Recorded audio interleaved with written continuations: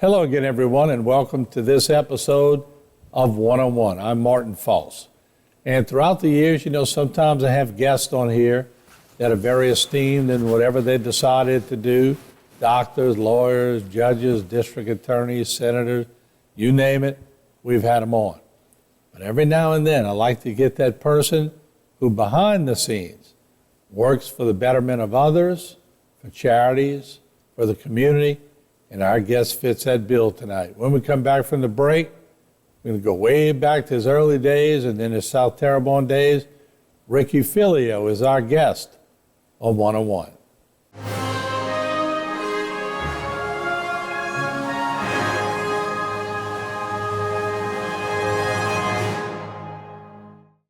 One-on-One is brought to you by the Law Office of Waits and Downer.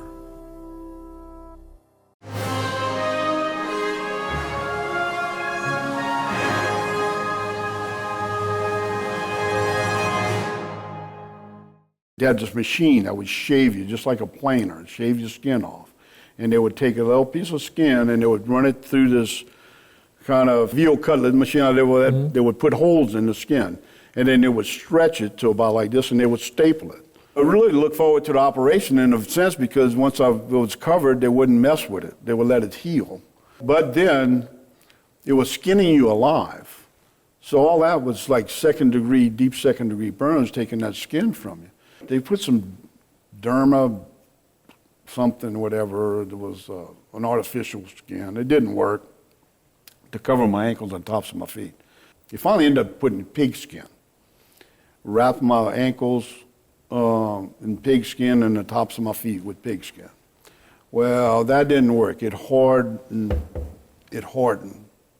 I couldn't walk at all then because I couldn't do anything. So that had to come off. And I remember that day when it had to come off. I thought they were going to take me to surgery. Well, they didn't. They took me to the scrub room. And they sat me down in the tub. And these big stainless steel tubs of sterile water, and they would put a sheet in it, and you would sit down, you would get down in there. The water would be clear. When you got out of there, the water was like a mucky brown, like this nasty as you can be.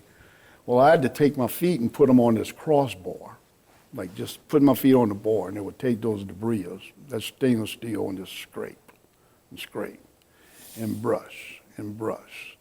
And the pain, that was real serious white pain. That was like, and I was biting down a wash rag, and I was like, that day it kind of got to me, and I told him, look, just get out, just stop. Y'all have to get out. Leave me by myself. Just leave me by myself for 15 minutes. Mm-hmm. And they said, what's wrong?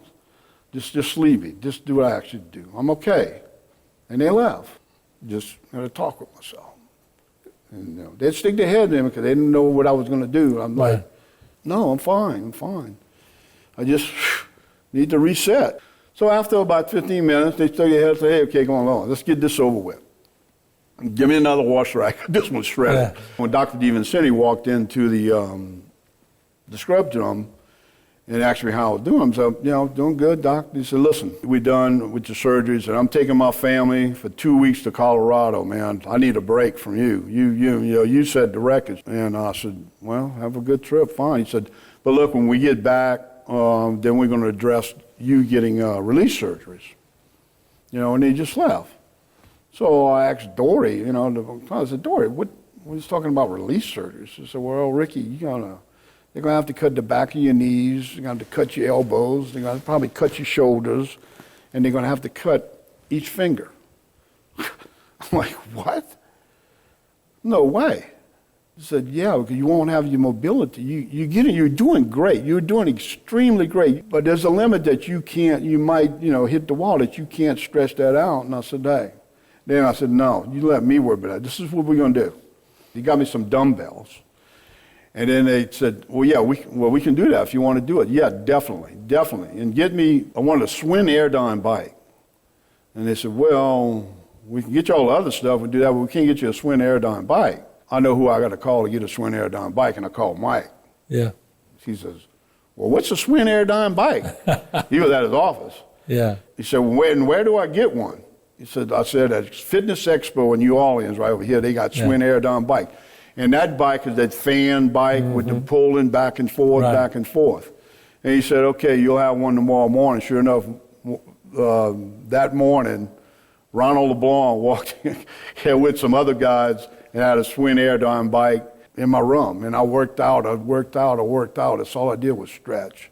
I was in the TV room, and Dr. Stevenson, he's sitting down by myself, and he came in, and he's smiling. He said, I hear a lot of things about you, man. And he says, he's been calling and checking on me. He says, how you doing? And I said, doing great, Doc, doing good. He says, well, let me get an order. He said, orderly, we're going to get you up and we're going to get you into your room and I'll examine you. And so I got up and I walked past him and he's like, whoa. And he says, when do you want to go home? Yeah. Time for you to go. Self-motivated. Yeah.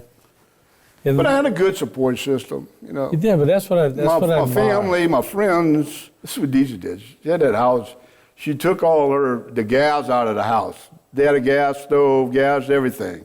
She took all that out, put it all electrical. She had an electrician come in, bought all electric appliances because she thought I'd be afraid of the gas, you know. And believe me, I'm not afraid of, to this day, if I like a barbecue pit, gas pit, I couldn't.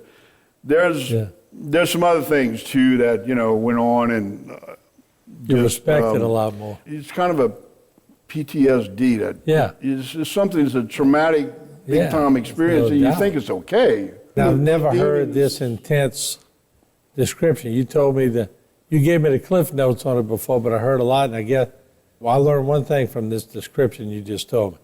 I know now why you enjoy life. Oh, yeah.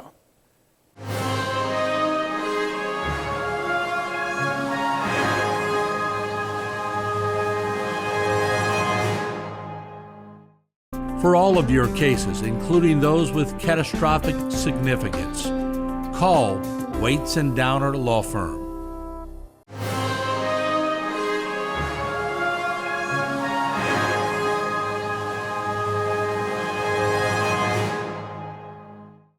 You enjoy life.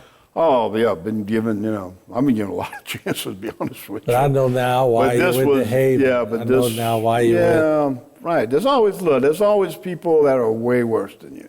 The Titanic was a big disaster, but the lobsters that was in that tank in a restaurant, they swam out. You got it bad, you think? No, you don't. There's always some people that have it worse than you. So, and like I said, I came out of that.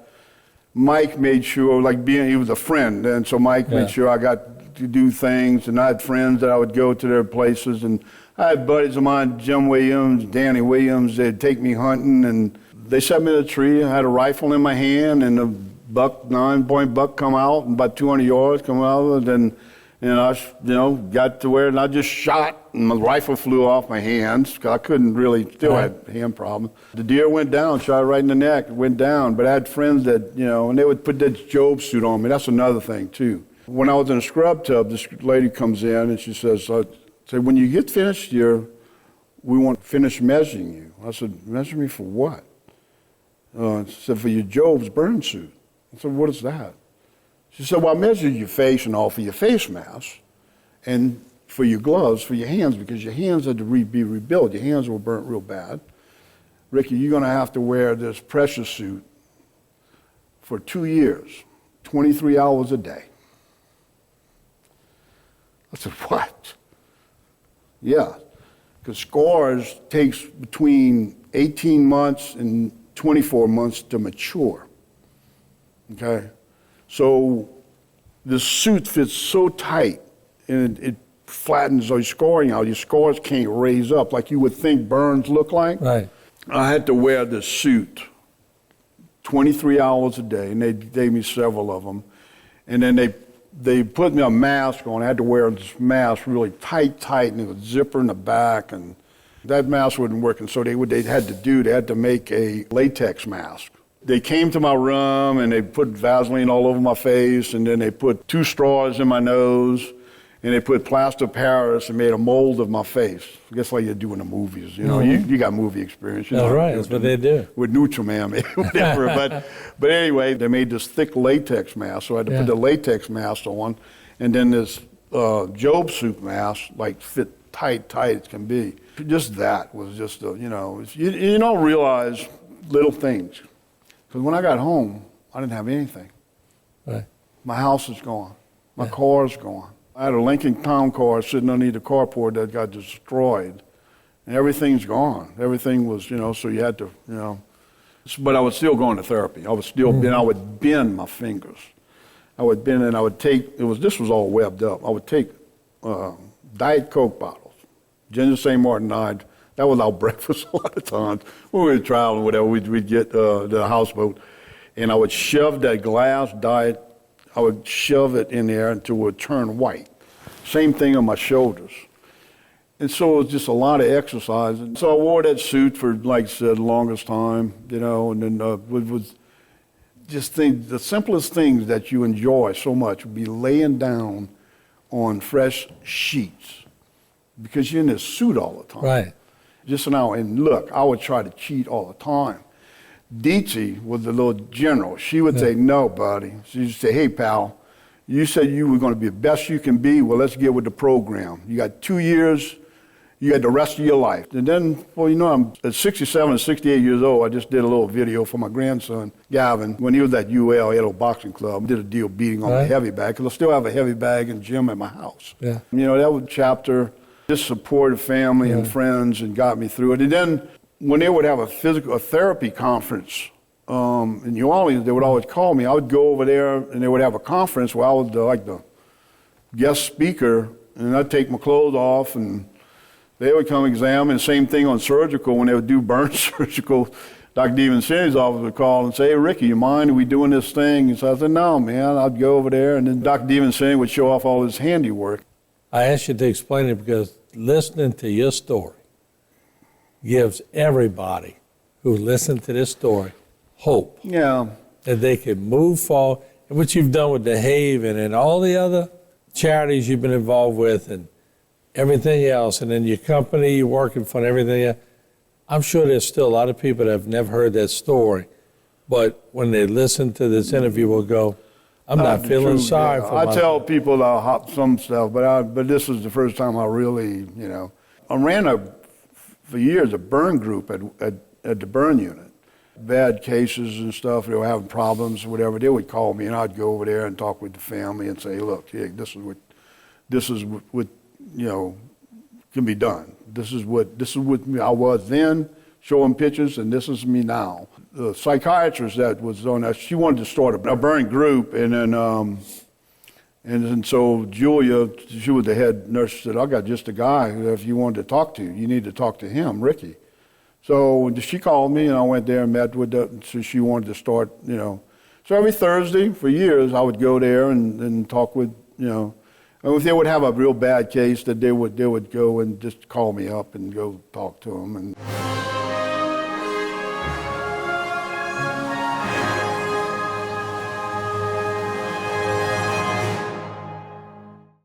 For all of your cases, including those with catastrophic significance, call Waits and Downer Law Firm.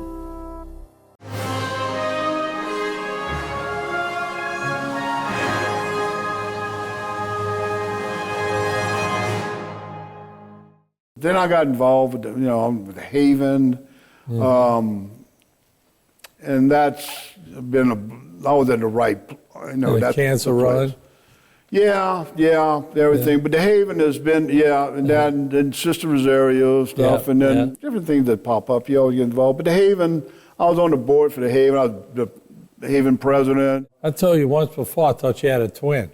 No. Because I saw you everywhere, Julie Pellegrin, her staff do remarkable work. Remarkable work.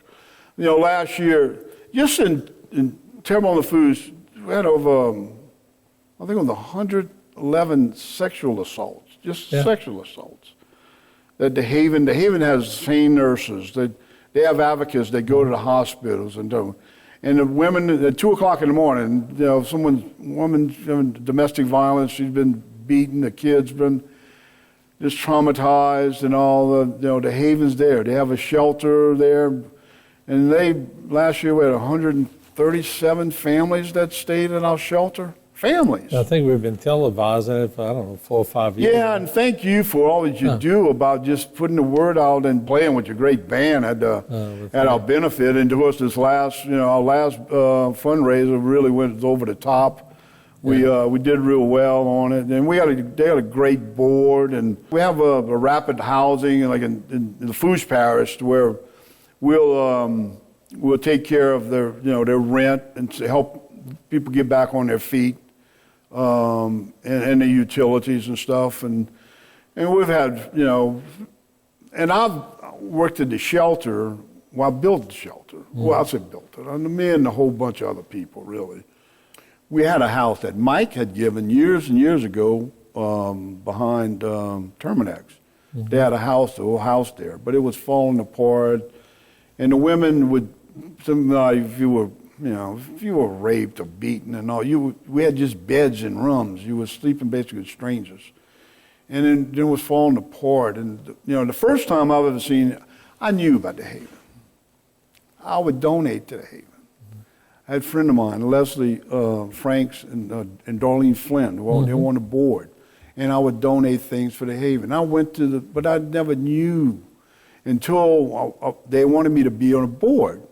We don't have, we need more men on the board. We need, and they were hard to say no to. And so I said, okay, I'll do it, for a year. And then through the board meetings, they needed some maintenance stuff done. I said, well, I can do that. I got tools and stuff. And I remember the day I was at the office on the corner, that little house that we used as an office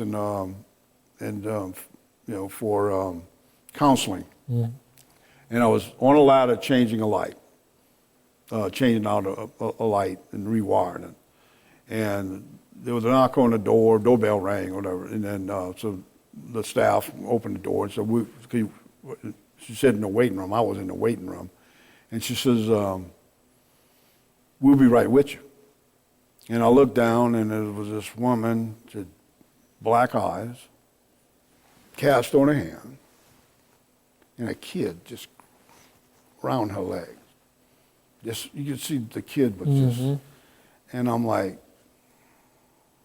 man, this is where I need to be. Good for you. Good for you. Ricky, I appreciate you joining us. Some tough stories, but your stories will inspire a lot of people. I promise you that.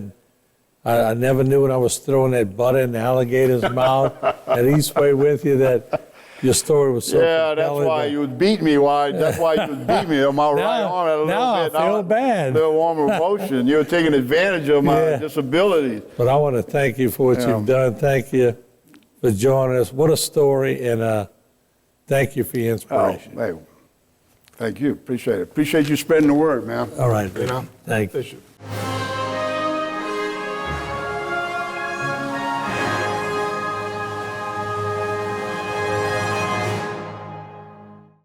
For all of your cases, including those with catastrophic significance, call Waits and Downer Law Firm.